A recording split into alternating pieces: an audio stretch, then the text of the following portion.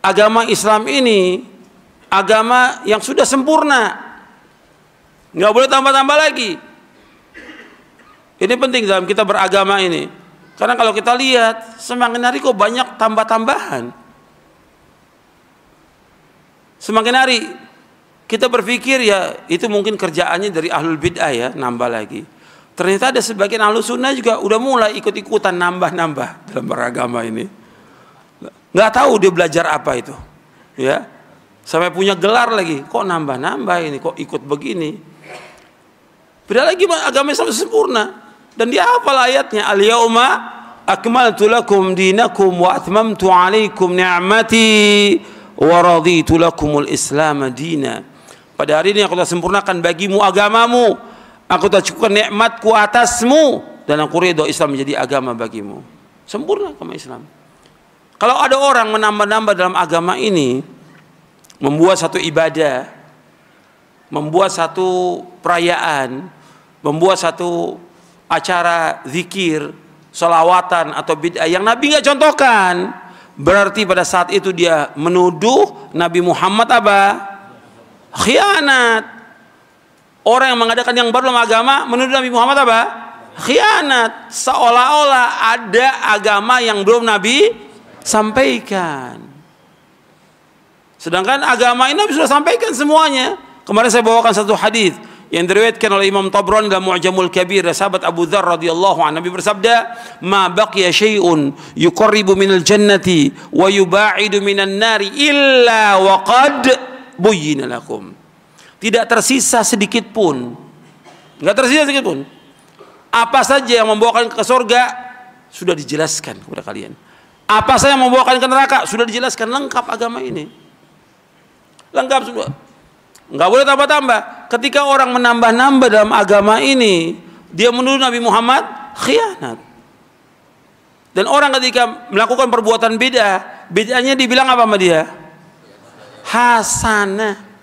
Dalam Islam enggak ada bid'ah hasanah. Nama orang ada hasanah. Ibu hasanah. Kalau bid'ah enggak ada yang hasanah.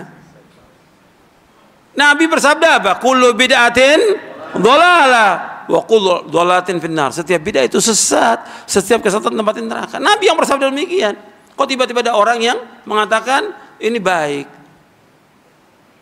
Seandainya mengatakan itu ulama atau 1000 ulama, jangan satu, tanggung 1000 ulama dengan satu sabda Nabi, bisa nggak mengalahkan 1000 ulama sabda Nabi ini? Nggak bisa. Yang kita ikut siapa? Quran dan Sunnah, bukan ulama yang kita ikut. Ini dalam beragama penting. Kalau enggak kita akan terus kata ulama ini begini, kata syekh gini, kata imam ini. Loh, kita beragama ini ikut dalil apa ikut ulama? Dalil. Nabi sudah bersabda SAW, "Man ahdatsa fi amrina hadza ma laysa minhu fahuwa raddun."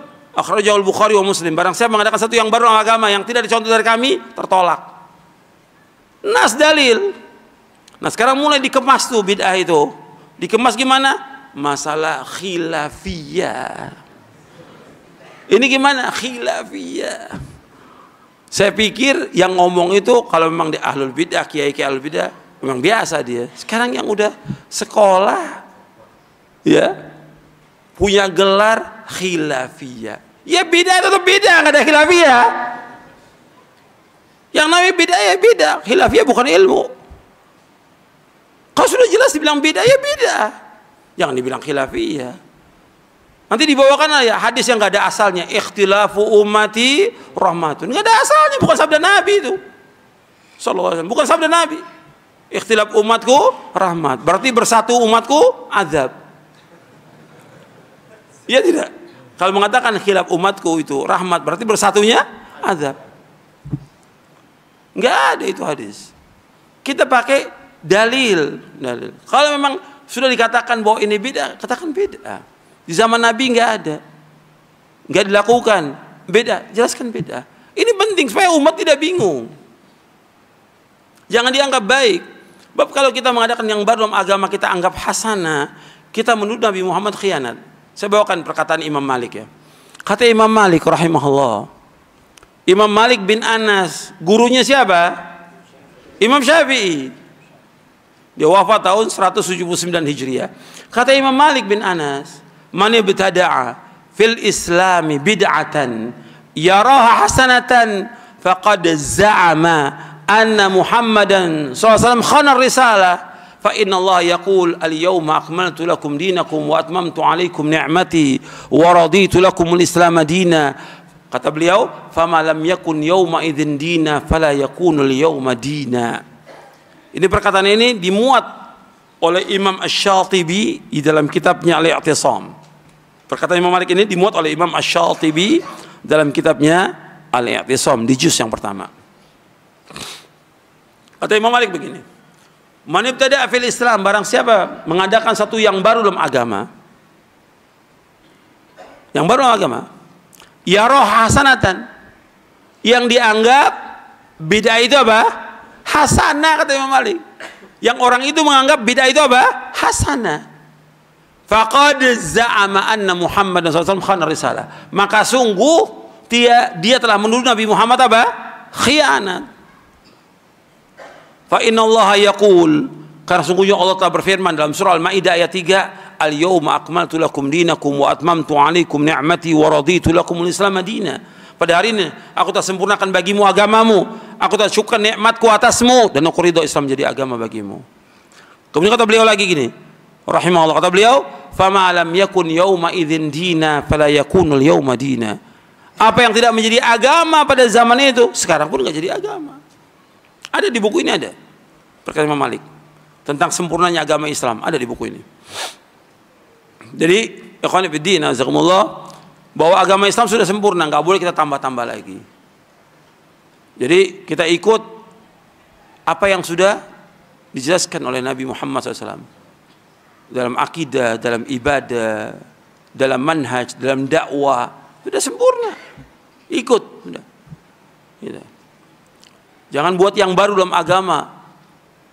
Nanti kalau udah buat yang baru, lama-kelamaan akan sesat manusia ini, sesat. Karena syaitan ketika dia menyesatkan manusia itu enggak sekaligus. Allah menyebutkan wala tattabi'u khutuwatis syaitan innahu lakum aduwwum mubin. Jangan kalian mengikuti langkah-langkah syaitan. Berarti apa?